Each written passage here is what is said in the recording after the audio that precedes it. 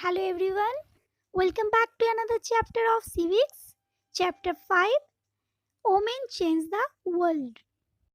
Students, in the previous chapter we saw how women's work in the home is not recognized as work.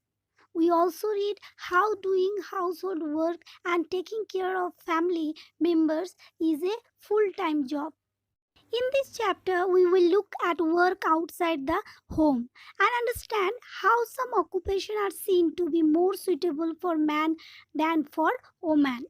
We will also learn about how women struggle for equality.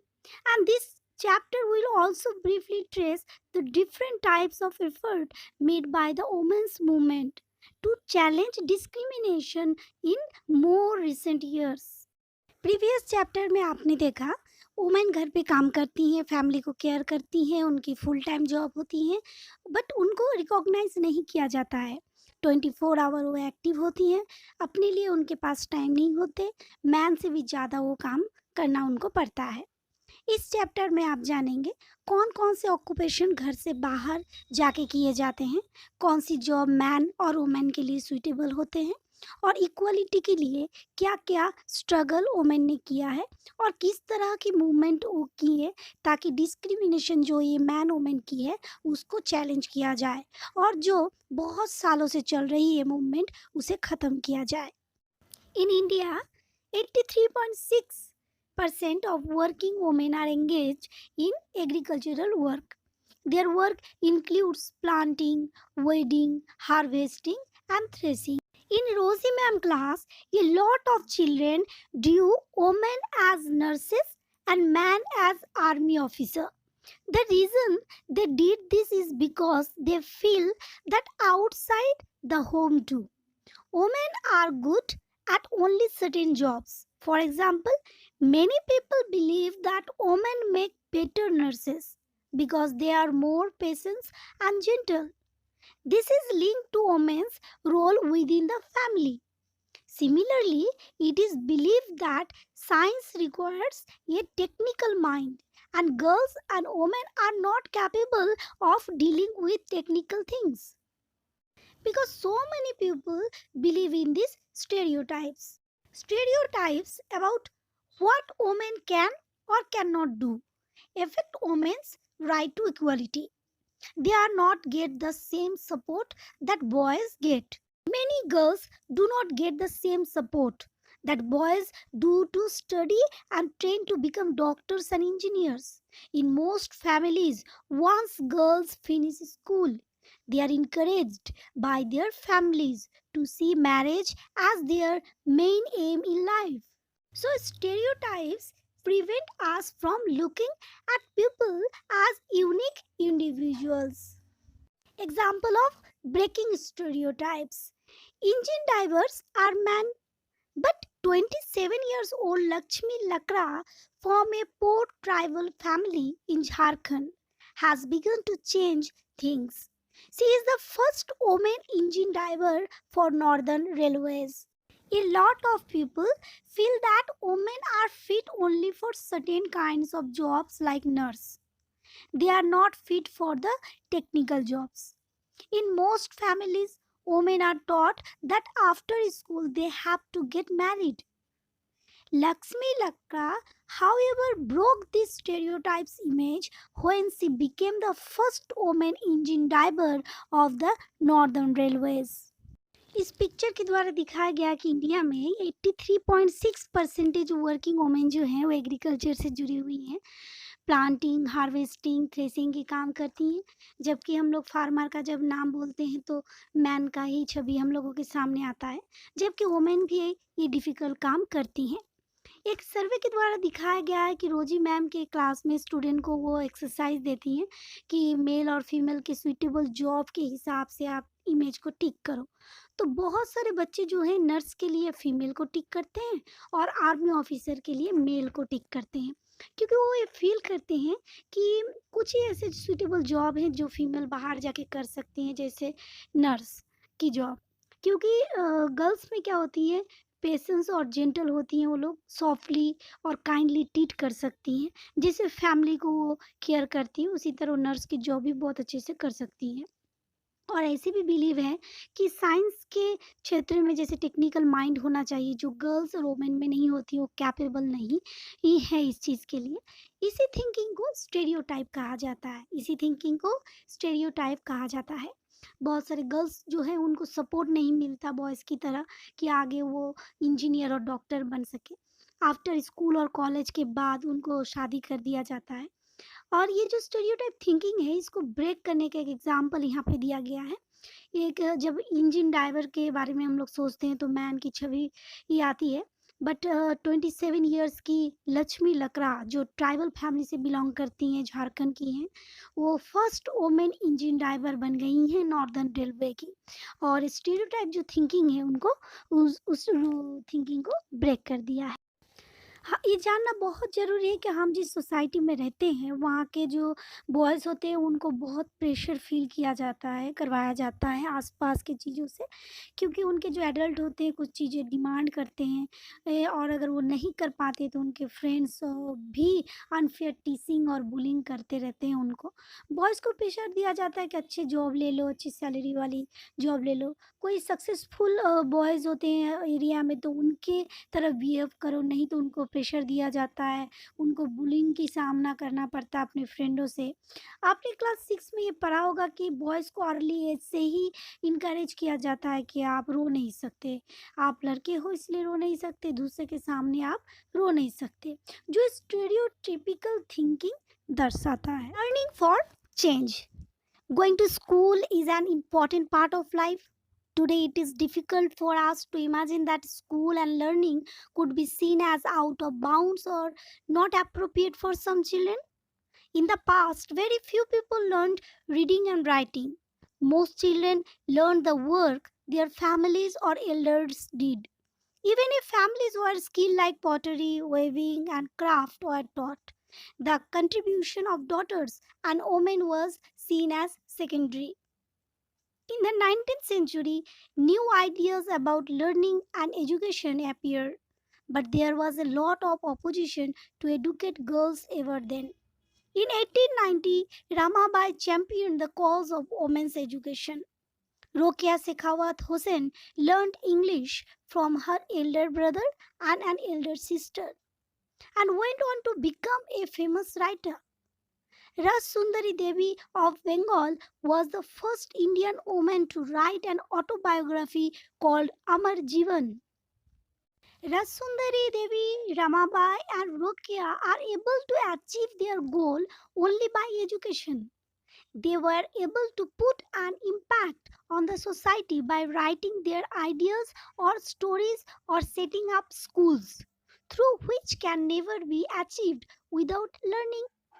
Thus, learning the alphabet was so important because it will not only help them in their day to day social life but also help them in pursuing their education and dream. आज school जाना एक normal बात है, but past के time पे ये normal बात नहीं थी सबके लिए, क्योंकि लड़कियों को स्कूल जाना अलाउ नहीं था। बट 19th सेंचुरी में रेवोल्यूशन हुआ और जिसकी वजह से लड़कियां स्कूल तो जा सकी, बट बहुत सारे प्रॉब्लम हुआ, उनको फेस करना पड़ा। पहले रीडिंग और राइटिंग जानने वाले बहुत कम होते थे, क्योंकि पेरेंट्स अपने बच्चों को स्कूल नहीं भेजते थे, सिर्फ लड़के ही स्कूल जाते थे, लड़कियां स्कूल नहीं जा पाती थी, उनको नहीं भेजा जाता था। उनको वो घर पे ही जो पेरेंट्स लोग काम करते थे वही उनको सिखाते थे, पॉटरी करना, वीविंग करना, और इनकी वजह से लड़कियां अल्फ़ाबेट भी नहीं सीख पाती थी। फैमिली के जो डॉटर और वोमेन होते थे वो सपोर्टिव वर्क करते थे। जो लोग स्कूल भेजते थे अपने बच्चों को, उस पेरेंट्स को भी ऑपोजिशन का सामना करना पड़ता था, क्योंकि वोमेन को अपने रीड और राइट के लिए बहुत स्ट्रगल करना पड़ा, बहुत ज़्यादा, और इसीलिए स्कूल जाना उनके लिए नॉर्मल बात नहीं थी। यहाँ पे बहुत सारे एग्जाम्पल दिए गए हैं, जिसका पहला एग्जाम्पल है रामाबाई, जो कभी स्कूल नहीं गई हैं, बट अपने पेरेंट्स से उन्होंने पढ़ना लिखना सीखा है। इनको पंडित भी कहा जाता है, क्योंकि ये संस्कृत को रीड भी कर सकती हैं, राइट भी कर सकती हैं। और इन्होंने एक पुणे में एक खेत गांव में एक मिशन सेटअप किया वोमेन और गर्ल के लिए, जहाँ पे उन्होंने वोमेन को इंडिपेंडेंट करना सिखाया। बहुत सारे स्किल उन्होंने सिखाया कि ये वोमेन इंडिपेंडेंट हो सके, और वो मिशन आज भी एक्टिव है। नेक्स्ट एग्जाम्पल है रसुंदरी देवी की, जो वेस्ट बंगाल में जन्म लिया है। ये 200 साल पुरानी कहानी है और 60 साल में उन्होंने एक ऑटोबायोग्राफी लिखी थी बंगाली लैंग्वेज में। वो एक हाउसवाइफ थी। उस टाइम पे ये माना जाता था कि अगर कोई पढ़ी लिखी गर्ल शादी होकर हस्बैंड के घर आती है तो वो विडो और विधवा बन जाती है। ये जानने के बाद भी फिर भी वो चुपके से पढ़ाई जारी रखी। उनको टाइम नहीं मिलता था पढ़ने के लिए, रेस्ट करने के लिए। उनको मैन्युस्क्रिप्ट पढ़ना वो चाहती थी। उनको सपना आया कि एक दिन वो चैतन्य भागवत मैन्युस्क्रिप्ट पढ़ रही हैं। उसी दिन उनके हस्बैंड उनके बड़े बेटे बिपिन को चैतन्य भागवत बुक वहाँ पे सामने रखते हैं और बोलते हैं बाद में उनको दे देने के लिए। तो उन्होंने क्या करती है, वो क्या करती हैं, बुक से चुपके से कुछ पेज निकाल लेती हैं और वो पढ़ने के लिए बाद में वो चुपके से उसको पढ़ती हैं। बिपिन के अल्फ़ाबेट जब वो बिपिन सीख रहा था तो उनके बुक से भी कुछ पेज वो चुपके से निकाल लेती थी सीखने के लिए। इसी तरह उन्होंने चुपके-चुपके से अल्फ़ाबेट भी सीख लिया। उसके बाद उन्होंने चैतन्य भागवत पढ़ी। उन्होंने ऑटोबायोग्राफ़ी लिखी जिसमें उन्होंने एक वुमेन की लाइफ़ के बारे में बताया। उन्होंने डेली एक्सपीरियंस के बारे में बताया कि उनको रेस्ट करने के लिए टाइम नहीं मिलता था, उनको बैठ के खाने का टाइम नहीं मिलता था। कैसे उन्होंने पढ़ाई की और कैसे उन्होंने ऑटोबायोग्राफ़ी लिखी। एक वुमेन की लाइफ़ के बारे में, उनके एक्सपीरियंस के बारे में इस ऑटोबायोग्राफ़ी में उन्होंने बताया। और उस बायोग्राफी का नाम उन्होंने दिया अमर जीवन। थर्ड एग्जाम्पल है रोकेया सखावत हुसैन की, जो एक रिच फैमिली से बिलोंग करती हैं। जिनको उर्दू पढ़ना लिखना दोनों आता है, बट उनको बांग्ला और इंग्लिश सीखना मना था, क्योंकि इंग्लिश सीखने के बाद न्यू आइडियाज़ आते हैं जिससे पारिवारिक आइडिया भूल जाएंगे, इसलिए उनको मना कर दिया गया। बट बॉयज़ सीखते थे इंग्लिश। उनके रोकेया को मना करने के बाद भी वो अपने बड़े भाई और बहन के हेल्प से उन्होंने बांग्ला और इंग्लिश सीखा और उन्होंने बाद में राइटर बन गई। और ये एक रिमार्केबल स्टोरी लिखी 1905 में, जब वो 25 ईयर की थी। इस स्टोरी में उन्होंने एक ओमेन के बारे में लिखा है। एक ओमेन होती है जिसका नाम सुल्ताना होता है और वो लेडी लैंड में जाती हैं, वहाँ पे अपने मन की सारे काम वो कर सकती हैं, फ्रीडम था उनको लिए। और लेडी लैंड में मैन के जो वेपन से भी ज़्यादा पावरफुल ओमेन की ब्रेन पावर थी। उसकी सिस्टर सारा के साथ वो वहाँ ट्रैवल करती थी और एक दिन जब वो नींद से उठी तो उनको पता चला कि ये सब ड्रीम था। 1910 में कलकत्ता में एक स्कूल उन्होंने खोला जो गर्ल्स और वुमेन्स के लिए थी, उनके पढ़ाई के लिए थी, जो आज भी एक्टिव है। Schooling and education today. Today, both boys and girls attend school in large numbers. India has a census every 10 years which count the population of the country. This information is used to measure things like literacy, sex ratio, etc. A huge number of SC and ST children leave school at an early age. The 2001 census even show that Muslim girls are less likely than Dalit girls to complete only primary school. Many reasons like non-availability of teachers and schools, lack of transport, cost of education, indifferent attitude of teachers and parents are responsible for negligence of education. आज के time पे boys और girls जो है school attend करते हैं large number में, but दोनों में आज भी स्कूल एजुकेशन में बहुत डिफरेंसेस देखने को मिलते हैं। आपको पता ही है इंडिया में हर 10 इयर्स में सेंसस काउंट होते हैं जिसमें population, age, occupation, literate people, ratio of man and women की डिटेल्स पता चलती है। 1961 की सेंसस देखें तो उसमें 40% लोग लिटरेट थे, शिक्षित थे, और जिसमें फिर सिर्फ 15% वुमेन थी। और 2001 की सेंसस देखें तो उसमें 76% बॉयज़ थे और 54% गर्ल थी। इसमें रेशियो थोड़ा ज़्यादा है, बट बॉयज़ से गर्ल्स की ग्रुप वो अभी भी रेशियो कम है, तो ये गैप अभी भी नहीं गई है। जनरल बच्चों से ये सीरियल कास्ट और सीरियल ट्राइब के बच्चे जल्दी से स्कूल छोड़ देते हैं, क्योंकि ये जो सीरियल कास्ट है ये दलित के लिए है और सीरियल ट्राइब जो है वो आदिवासी के लिए है। तो सीरियल कास्ट और सीरियल ट्राइब बच्चे जल्दी स्कूल छोड़ देते हैं, क्योंकि ये नहीं है कि दलित और आदिवासी लोग बच्चे स्कूल जाना नहीं चाहते, ये लोग जाना चाहते हैं, बट प्रॉब्लम बहुत होती है इन लोगों को। ये लोग 4 साल से ज़्यादा स्कूल जा नहीं पाते हैं ज़्यादातर, और मुस्लिम गर्ल्स तो 3 साल भी स्टे नहीं करते हैं स्कूल में। ये स्टूडेंट्स स्कूल छोड़ देते हैं क्योंकि प्रॉपर स्कूल नहीं मिलती है, या प्रॉपर स्कूल हो तो प्रॉपर टीचर नहीं मिलते हैं। कुछ-कुछ रूरल एरिया में पेरेंट्स को ये मानना होता है कि फीमेल या गर्ल बच्चे हैं तो उनके लिए फीमेल टीचर चाहिए, जिसके वो नहीं होने की वजह से वो स्कूल उनको नहीं भेजते हैं। या कहीं-कहीं ट्रांसपोर्ट, जैसे ट्रांसपोर्ट में बसेस, वैन नहीं होते हैं, जिसकी वजह से वो लोग जा नहीं पाते हैं। इसके अलावा खर्चे उठा नहीं पाते हैं, पैसे नहीं होते उन लोगों के पास। 3-4 बच्चे हैं तो उनको, एक बेटा है तो उन्हीं को स्कूल भेजते हैं, बाकी लोगों को नहीं भेज पाते हैं। और दलित और जो शेड्यूल कास्ट और शेड्यूल ट्राइब के जो बच्चे होते हैं उनको बहुत सफ़र करना पड़ता है स्कूल में। जैसे टीचर, प्रिंसिपल, क्लासमेट की तरफ से भी डिस्क्रिमिनेशन देखने को मिलता है। आपने देखा होगा कि ओम प्रकाश वाल्मीकि जो थे वो एक दलित थे, तो वो बाकी बच्चे पढ़ते थे और वो क्या करते थे, झाड़ू लगाते थे, प्लेग्राउंड को क्लीन करते थे। So students, the statement poor girls drop out of school because they are not interested in getting an education is not true, because in many part of country, especially in rural and poor areas, there may not even be proper schools nor teachers who teach on a regular basis. Parents are not willing to send their girl child to distance schools due to lack of transportation. Unable to bear the cost of education, boys get preference over girls for seeking education. Sometimes their teachers and classmates discriminate against them. That's why poor girls drop out of school. Women and girls now have the right to study and go to school. Women individually and collectively have struggled to bring about these changes. This struggle is known as the women's movement. Many men support the women's movement as well. Campaigns to fight discrimination and violence against women are an important part of the women's movement.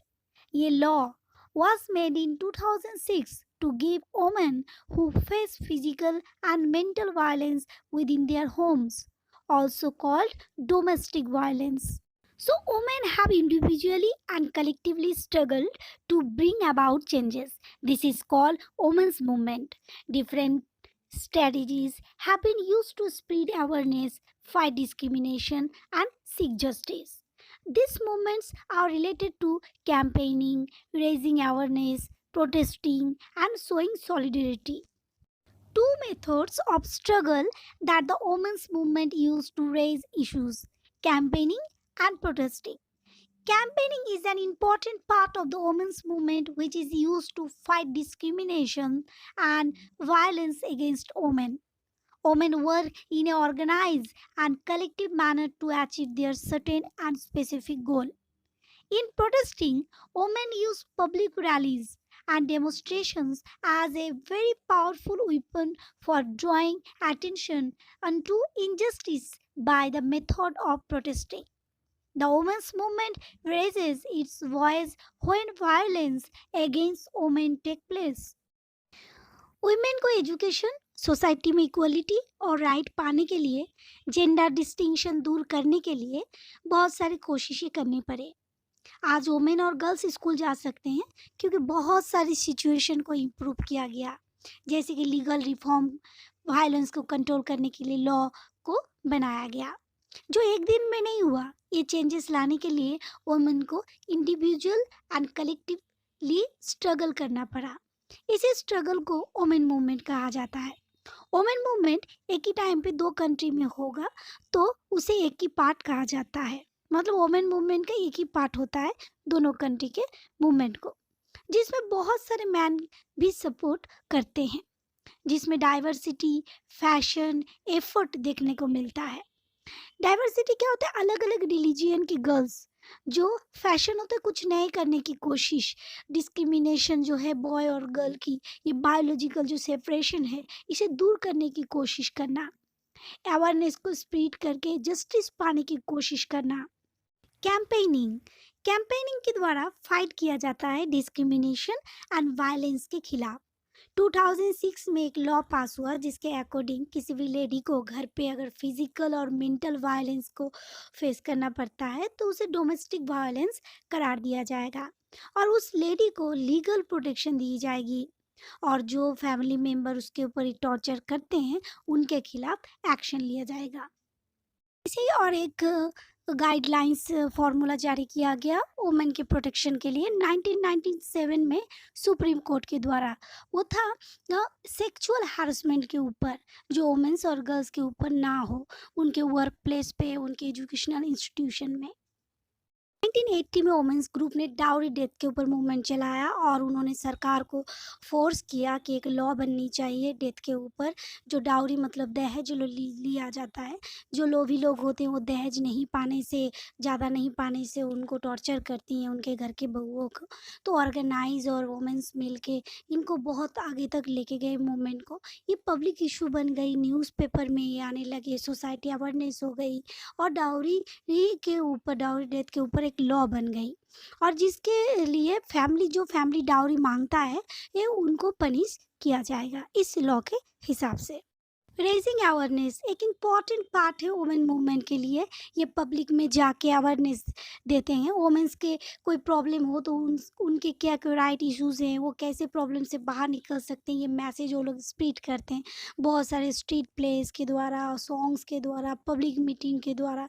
Street plays आपने देखा होगा, NGO या college student लोग क्या करते हैं, रास्ते के ऊपर नाटक करके ये मैसेज देते हैं।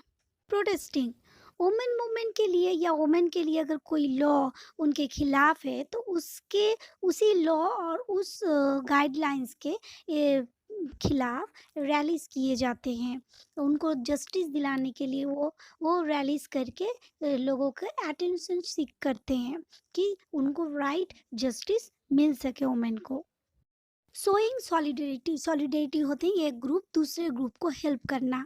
जैसे 14 अगस्त में इंडिया और पाकिस्तान का बॉर्डर, वाघा बॉर्डर में कल्चरल प्रोग्राम होते हैं तो वहाँ पे दोनों तरफ के लोग क्या करते हैं, कैंडल होल्ड करके रखते हैं। इससे क्या होता है, एक दूसरे को हेल्प करना दर्शाता है। 18 मार्च इंटरनेशनल वुमेंस डे सेलिब्रेट होता है जिसमें सारे वुमेन के ग्रुप क्या करते हैं, इंटरनेशनल वुमेंस डे सेलिब्रेट करते हैं एक साथ। So students, different strategies have been used to spread awareness, fight discrimination and seek justice. Women movements are related to campaigning, raising awareness, protesting and showing solidarity.